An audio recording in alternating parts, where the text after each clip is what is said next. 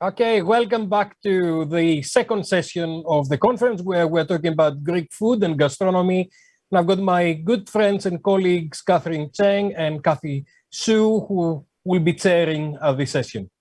Catherine. Thank you. Thank you, Professor Buhalis.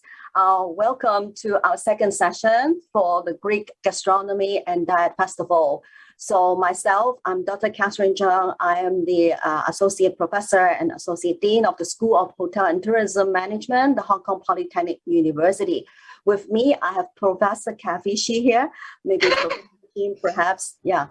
So Professor Shi is with me here, and we will be chairing this session. And we have 4 wonderful guest speakers today, and they will talk to us about topics on gastronomy from ancient times to modern Mediterranean well-being philosophy, healthy eating and Greek food, vegetarian and vegan Greek diet. So perhaps I should first introduce our first guest speaker, Maria Ataposopolo. So let me give a short introduction of Maria. She's the founder of the tourism marketing company, Respond on Demand. She's also the founder of the nonprofit urban company, Top Tourism. She serves as the chairwoman and a certified ambassador of the WFTA in Greece, and she's also a master culinary travel professional. So she serves as the ambassador of the World Gourmet Society in Greece and Cyprus, and she also serves as ambassador of Green Destinations. She has given seminars for tourism professionals, as well as many speeches and presentations on tourism issues in events in Greece and abroad. So Maria is a sustainable tourism marketing expert. She's also an expert in culinary travel. So Maria is going to talk to us about gastronomy in Greece. So over to you, Maria. Thank you, Catherine. I know my last name is difficult, so it's better to remember me as Maria from Greece. Let's share my screen. Tell me if we are okay. Maria's. It is okay, Maria. Okay, try to do this in full screen. I think we are okay now. Yes. First of all, I want to thank the organizers and Dimitrios Buhalis, especially the professor Dimitrios Buhalis. You know, it's difficult to gather all of us in one day, in one panel, but he has a success on this. And let's make clear that I'm not here as a food and beverage expert, because I'm not. I am a gastronomy tourism expert, so this is my point of view on the discussion we have today. Well, you said my biography, so I think I have to start with the presentation. The title is Authenticity of Greek Gastronomy Can Make Greek Gastronomy Tourism Stand Out. And let's start with the definition of the authentic gastronomy. Authentic cuisine that reflects the traditions of a particular culture and is made with intention, care, and knowledge. Authentic gastronomy for gastrotourists means the absolute traditional gastronomy. Authentic gastronomy is made or constructed in the traditional or original way, or in a way that faithfully resembles an original recipe. Authenticity and quality. Authenticity in gastronomy tourism has its own quality, the quality of truth. Anything that is authentic is considered at the same time as quality food for the gastrotourist, since it is this authenticity that they seek in their travels.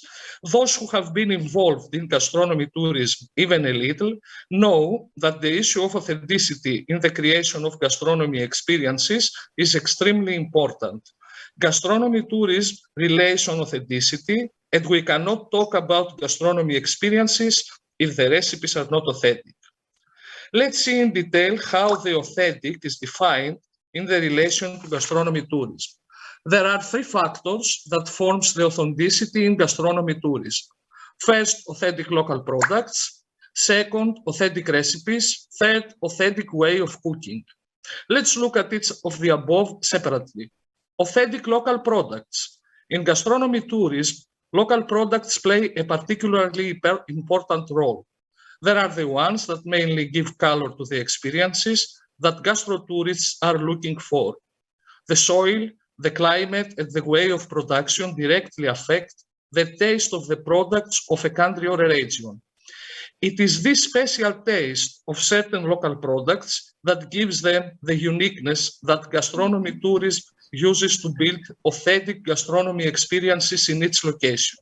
For example, if someone plants oregano and tomatoes in an Asian country and creates from these products a Greek salad based on a Greek recipe, are we talking about authentic Greek taste?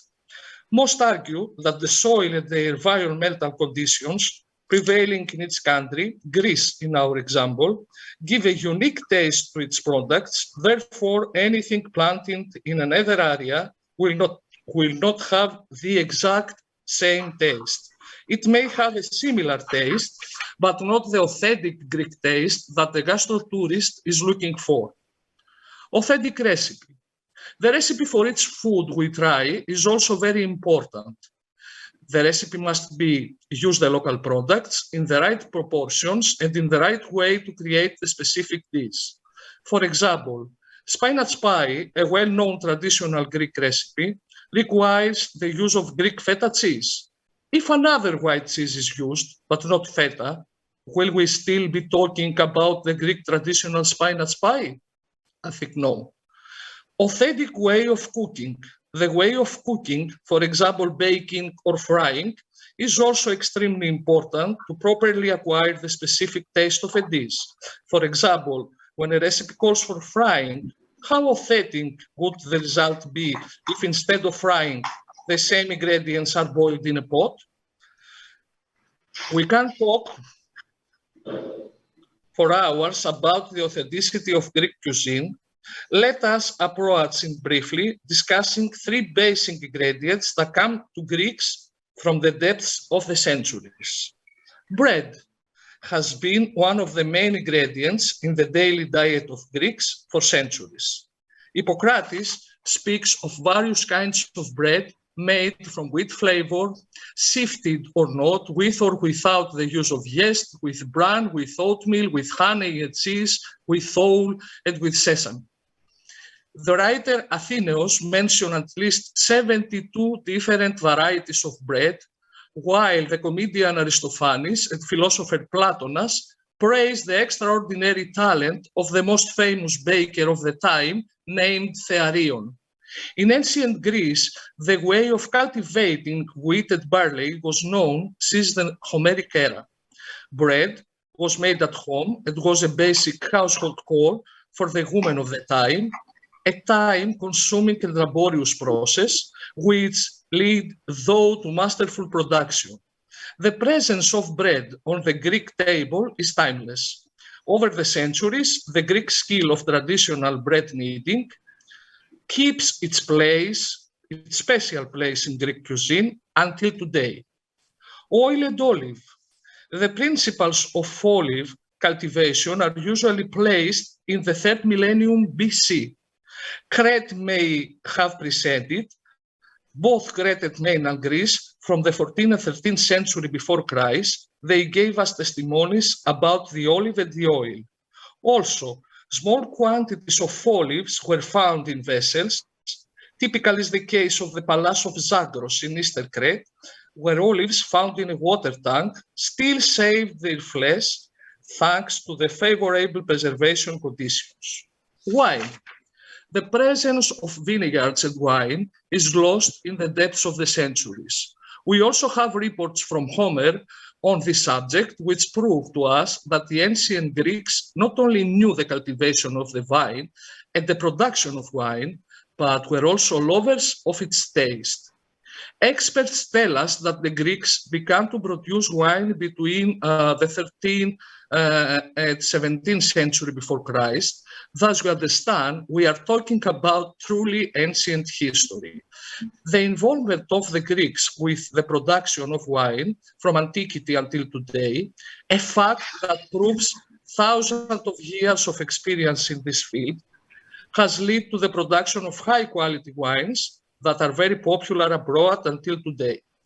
The Greeks were the first to discover that the taste of wine improves if it is stored properly for some time. So they were the first to notice the results of proper aging of the wine. For this purpose, they stored the wine in clay jars, which they placed in the soil for long periods of time in order to age. Place of production. The concept of the designation of origin of wine arises for the first time in ancient Greece. We notice that even the place of production is written in text of the time, so we know until today about Lesbian wine, wine from Chios Island, wine from Samos Island, etc. Authentic Greek recipes. We could mention here many Greek recipes that maintain an authenticity and a continuity in time for many centuries. The white cheese of the Greeks, the feta cheese, the sweets with honey such as pasteli, the pies that come to us from antiquity and were sweet or savory. In every village or city of Greece, in all lengths and breadths of the country, the visitor can taste such authentic recipes that stand the test of time. But is it only this what makes the gastronomy experiences in Greece unique? No. Another determining factor that already makes Greece stand out in the field of gastronomy interest is the way in which family and friends are gathered around the table. Greeks communicate through food. The time that friends and relatives are eating together is a sacred time. When Greeks eat, they create their own small authentic communities. And it is this special way of how the Greeks used to eat that surprises the visitor and makes him want to be part of this special communication. Greeks have a strong sense of hospitality. From antiquity, they respected and welcomed the foreigners. The very leader of the ancient Greek gods of mythology, Zeus or Jupiter, protecting all the foreigners. The hospitality of the Greeks is famous all over the world until this very date.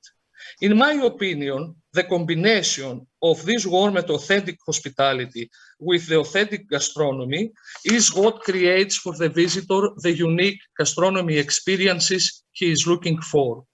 So, it is this unique combination of authentic gastronomy experiences that one finds in Greece, combined with the authentic Greek hospitality, what makes Greek gastronomy tourism stand out. And these are exactly the elements that, if cultivated and communicated in the right way, sets Greece as a pioneer in gastronomy tourism. And the final advice, if you want to feel the authentic taste of Greece, be sure to try a Greek recipe in Greece next to a beautiful deep blue beach or under the shade of a tree in one of the beautiful Greek forests. On an island, in a city, by the sea, at the mountains, the Greek gastronomy will satisfy you completely. Because, as we Greeks say, everything in Greece tastes better. Thank you. Thank you so much. Thank you, Maria. And Professor Buhalis, should we leave the Q&A later with Professor Cathy, or we go to the next speaker? I think we should save the Q&A to the last, so we have a all-round discussion. Right? Sure, thank you. So we'll save the Q&A to the last, and Professor Cathy later will chair this session. So I would like to introduce our two speakers. I can see two beautiful ladies in the window, Sylvia and Nana. They're going to speak to us on the Greek gastronomic map, and so let me briefly introduce Sylvia. So Sylvia-Ioanna Koumedaki. She's the CEO at Chef Stories. She's an experienced manager with a demonstrated history of working in the food production industry and events organization. She has a great background in marketing and advertising, strong gastronomy, events organizing professional, skilled in marketing management, events planning and budgeting, project organizing and brand consulting. So welcome, Sylvia. And then we have, next to Sylvia, we have Nana Zygoura. She is a marketing consultant subject specializing in gastronomy. After years in marketing and advertising, she focused on development and promotion of local agricultural food products. So while developing education and vocational training of adults. So over to you both, our guest speakers. Hello, nice to be with you. Thank you for inviting us. Thank you for organizing everything, Dimitris. And I've got to say, I love the hairstyle. I've got to say it. Yes, because usually you see us at night with pajamas. I love the hairstyle. Okay, thank you. We start with our presentation, and I is responsible for the first part. So shall we share the screen? Yes, please. Everything okay? Yes, it is okay. We can see the screen. Okay, so hello, I am Nana. Good morning from Thessaloniki, Greece. I'm very happy to be here with you. Our presentation has the title Greek Gastronomy Uniqueness. In this presentation, we are going to see a few factors that define Greek gastronomy as unique.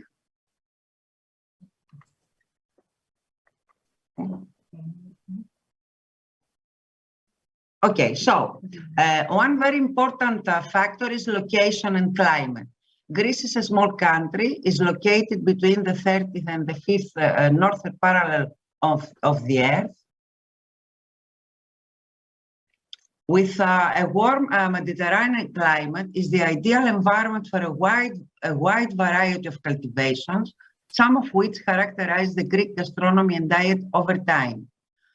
You can see olives and olive trees. It's a very characterizing product.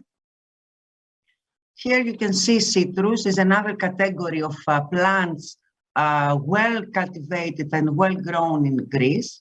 You see an orange grove from Preveza, Epirus. And of course, vines and grapes. Maria also talked about the importance of wine in the Greek gastronomy. Here you see a basket type training vine in the island of Santorini, and a different approach, a line trailed vineyard in the area of Meteora Thessaly. Location and climate is one of the factors. Here you see apiculture in Chalkidiki area. Also, honey is very an important production for Greece. A second factor is land morphology. Greece is a very small country, just 32 square kilometers. 20% of the country is a continental area, and about 80%, and about 20% of the country is an Icelandic area. In Greece, there are about 15,000 kilometers of coastline and about 6 islands. Also, 70% of the country is a mountainous and semi-mountainous area. All these factors have to do that Greece is characterized by a variety of microclimates and terroir. And this emphasizes what Maria said before, that in different areas we find different different expressions of the same product, different honeys, different wines, different cheeses. So another factor is flora and fauna. That means a great biodiversity. In Greece are recorded more than 6,000 species and subspecies of higher plants, and about 900 of them are endemic, unique. You can find them only in the Greek land.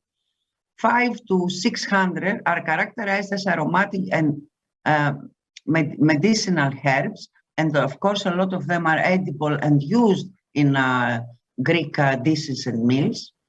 And Greek flora is among the richest of European and Mediterranean or Mediterranean climate type areas.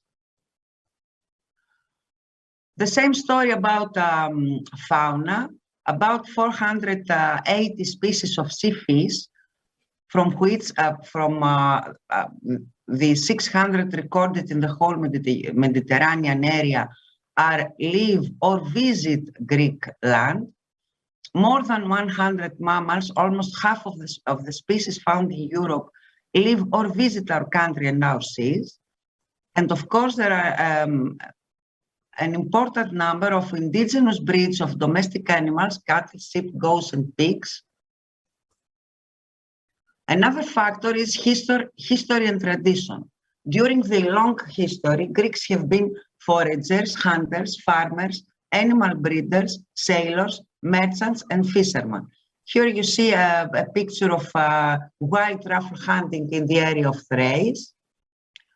Also, we have archaeological evidence about the farming and animal breeding in Greece. You can see an olives harvesting scene as it was painted on an ancient amphora, or a sheep herder in a modern sheep herder in central Greece. Also, sailors sailing and trading was very important during the whole history of Greece. Here you see an orca type ship. It was the most common ship that was sailing in the area of Mediterranean during the ancient times. And of course, fishing was another very important activity, as we are surrounded by sea and we have a very huge coastline compared to the area of the whole area of Greece. And during all this time, Greeks had plenty of time to learn how to utilize any local or imported natural edible material and integrated it into the local cuisine. Also, during this period, Greek had the chance to visit places and meet different people and traditions. So they were influenced and influenced others in the whole known world of their era. Wealth and poverty is another factor that defines or participates in the gastronomy mix, let's say. During this long history, there have been long periods of prosperity and decline, which respectively shaped access to food and eating habits. So did social inequalities.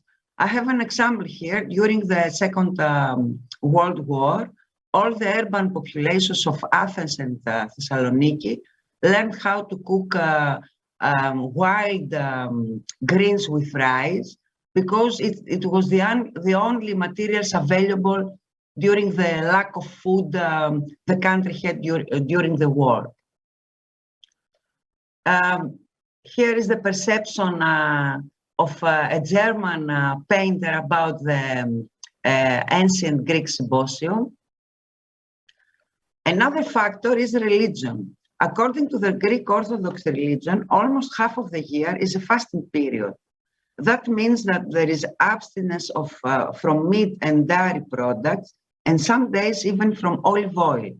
So Greek Orthodox religion diet can be considered as a vegetarian and or vegan diet long before the modern world trend.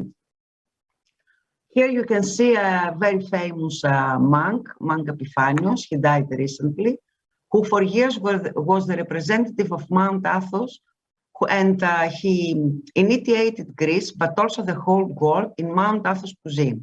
We have a special monastic cuisine. We're going to talk about this later. And the idea of Mediterranean diet, this is the paradox is that the Mediterranean diet as a concept came from the United States and started from the United States when Ansel and Margaret Keyes, during the decade of 50s, started many surveys and studies among populations of Greece, especially in Crete, but also Italy and Spain. A lot of publications and surveys started that period.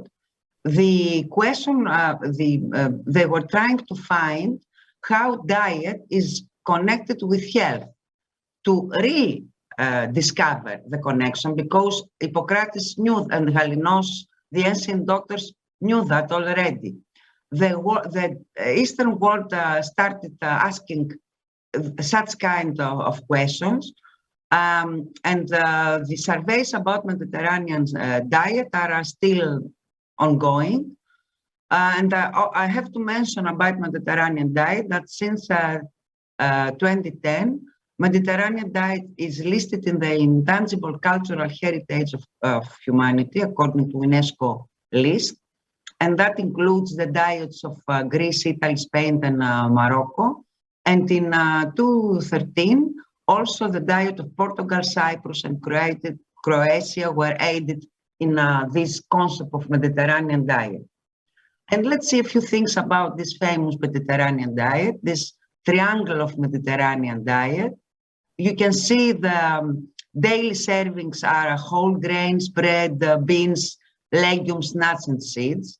Daily servings, daily consumption of such materials, daily consumption of fruits and vegetables, daily consumption of olive oil, few servings per week, fish and seafood, weekly and in moderated portions, dairy, eggs, cheese, poultry, and yogurt, and also in special occasions, or in very small amounts, all kinds of meats, red and white meat, and sweets.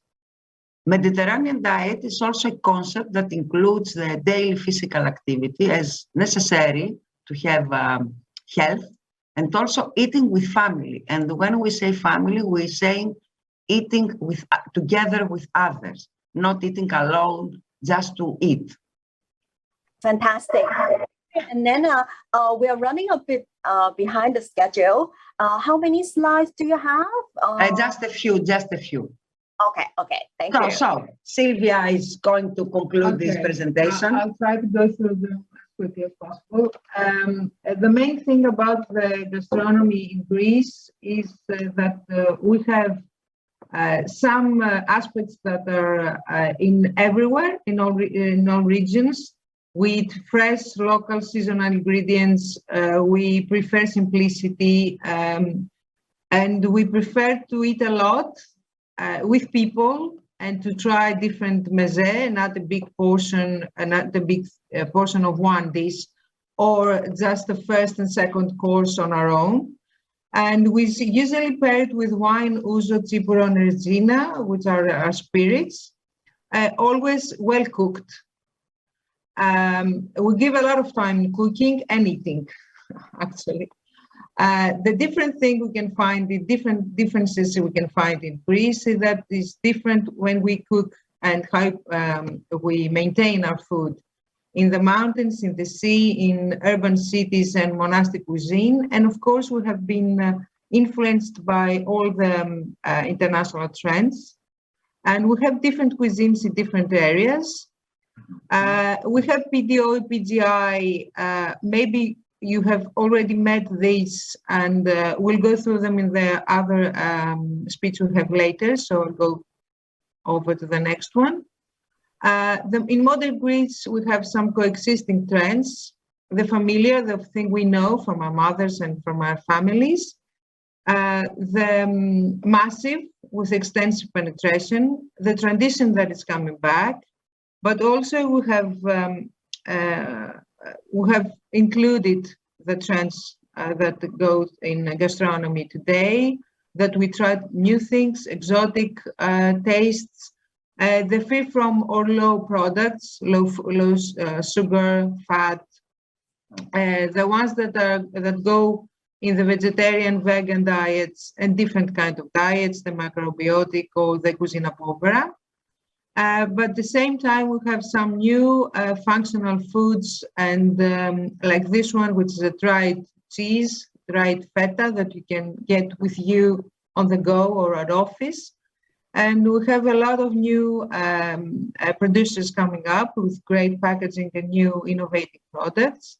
We also consume fair trade and clean label products all over the world. And the thing we have to emphasize is that the daily festive meals at home with the family coexist with the meals out of home and the street of food, because food is very important to us, as we said. And another thing that we've said it before, but we have to emphasize it, is that we like to eat with others and eat different things at the same table, like this picture. So Greek gastronomy is a culture and a ritual. It's more than its ingredients. It's a sharing with others, having fun and enjoying life. And finally, the breaking news, maybe you've known, or maybe Ms. Zacharaki said that we've been the first city, the first Greek city, Thessaloniki, which is our hometown, that is included in the network of creative cities of gastronomy of UNESCO, and we're very proud of it. So thank you. Fantastic, fantastic. Thank you so much. Thank you, Sylvia and Nana. So I'll hand over to Professor Cathy to introduce our guest speakers, Ms. Michelle Lau. Professor Shi, please, over to you. Okay, thank you, Catherine. Let me introduce the final speaker for this session.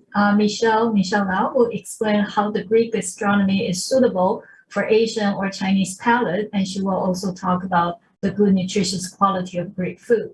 Ms. Lau is the principal nutritionist with an MSc degree and founder of Nutrilicious, which is a Hong Kong-based B2B business that offers diversified services, including food and health business consulting, culinary guidelines, nutrition, cooking classes, demos, and so forth. And like I mentioned earlier, she graduated with the MSc in nutrition from the McGill University and also the University of British Columbia in Canada. So please, Michelle, the floor is yours. Hello, everyone. Let me share my screen. Hello, everyone. Can everyone hear me fine? Yes. I hope so. So great. Thank you. It's my honor to be here. I'm Michelle from Hong Kong, and thank you, Professor Dimitrios, for organizing this great event. And it's also my pleasure to be able to share my passion and knowledge in nutrition, and of course also eating. I love food.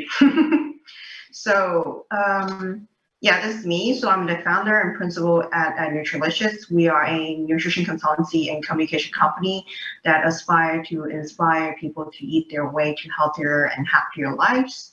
So I want you to all picture this. So a salad drizzle with olive oil, a squeeze of lemon, followed by a fillet of freshly caught fish, perfectly grilled, and with a side of herb seasoned vegetables bursting with flavors, all enjoyed with a glass of red wine, or maybe not, paired with a wine.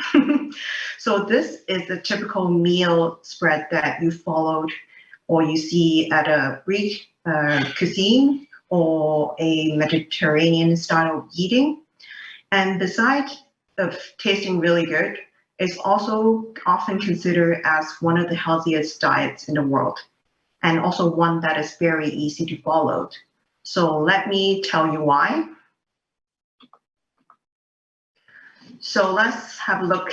I know the speakers earlier have covered the pyramids briefly, but I would also like to go into the details a little bit more.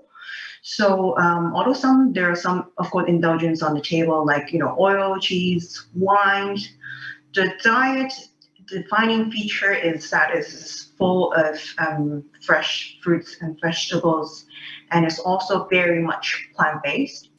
And this heavy emphasis on fresh produce, of course, makes this diet very rich in vitamins, minerals, and also antioxidants. So antioxidants are compounds that can naturally fight cellular damage that can cause harms on our bodies, such as cancer or even detrimental to our heart health.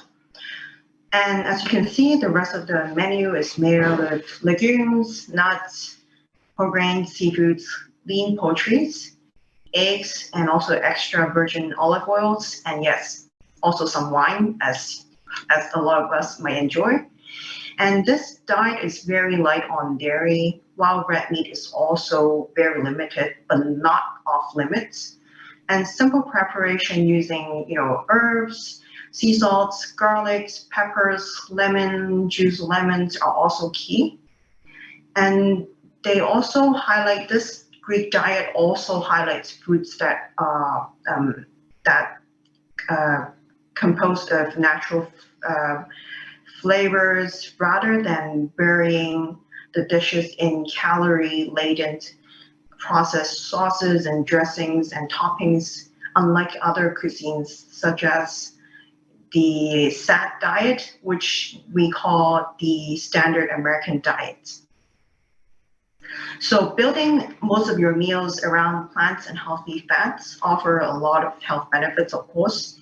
And because of this, this type of diet also minimizes, processed foods and red meat.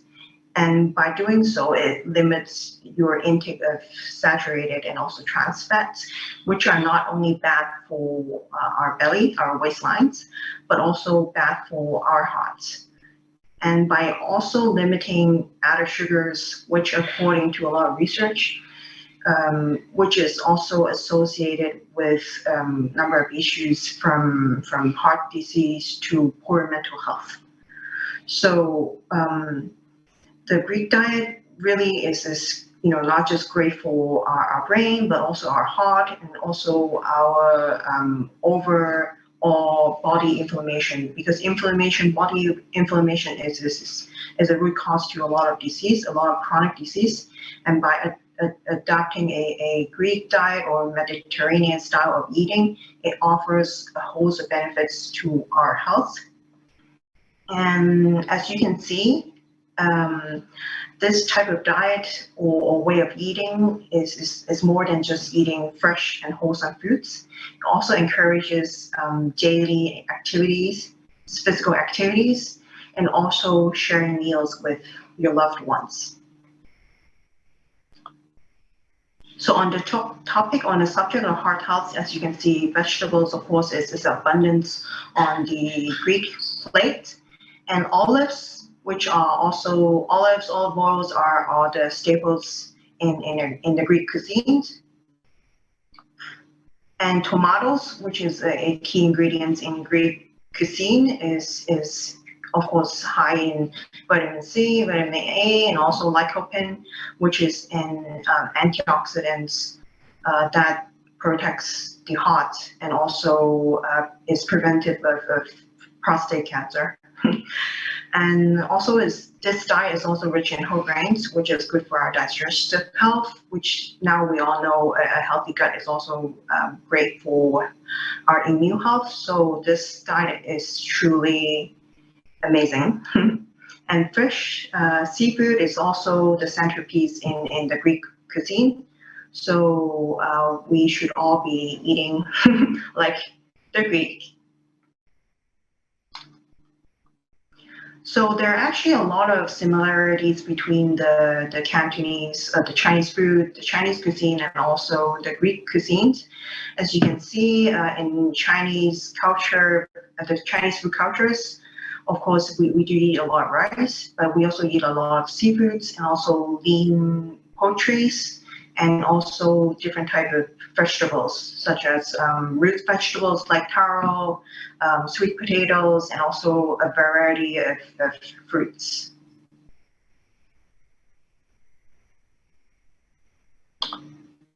And this is an aquarium. This is not an aquarium. This is actually a fish or a seafood display tanks that you would see in a lot of seafood restaurants or restaurants, Chinese restaurants that are situated by the sea in Hong Kong. So Hong Kong is situated by the coast, so we get an abundance of seafood. So we have no shortage of seafood, from lobster to razor clams, to clams, to crabs. So this is also one of the main share traits of our diets. And in Hong Kong or in Chinese cities, the major cooking methods of seafoods are steaming, braising, sometimes stir frying, and of course deep frying at times, and roasting. And as you can see in this photo, there are many different types of seafoods, and the fish on the right is simply steam and with some herbs and spices topped on the fish. And of course, soy sauce is invented by Chinese or possibly the Japanese people. I'm not too sure about this. I will check again later. And often also steamed with a bit of soy sauce to enhance the umami flavor. And also, as you can also see in the top left, there's a bowl of noodles. It shows that we really do love our seafood or our fish, because some of the fish meat or are turned into fish paste and then turn into fish balls, like you can see in the photo. And we also like to use spices to enhance the flavors in our food. Authentic Chinese cuisine are also very healthy and flavorful. So some of the common spices used are star anise, fennels, cloves, Sichuan peppers, and Chinese cinnamon. And we also love sharing foods. So dim sum is the highlight of the Cantonese cuisine, and a lot of the dim sums are actually steamed, and they can be healthy given if you make the right choice or right orders. We need to wrap up, Ms. Lau. Yes, and we also love sharing food like the Greek. So we enjoy family gatherings and also celebrate foods at special times. And given the recent surges of cases in Hong Kong and also in China cities, we have to practice, of course, social distancing, but this does not stop us from eating with our families. So we now do so by Zooming as we're eating. So I hope we can all enjoy meals together in spite of difficult times. And I would like to wrap up by sharing some words with the audience here. So there's no perfect diet, but the perfect diet has one hard rule, which is eat real food, not food-like substance. So the Greek diet definitely fulfills this. And how do we end the current chronic disease epidemic and healthcare, environmental, and financial crisis? We have to cook our way out, because cooking is fun, and if you're cooking with your family, with your loved ones, it is a great form of relationship bonding, and is also very therapeutic. So I hope you all enjoy my sharing, and happy cooking. Okay, thank you very much.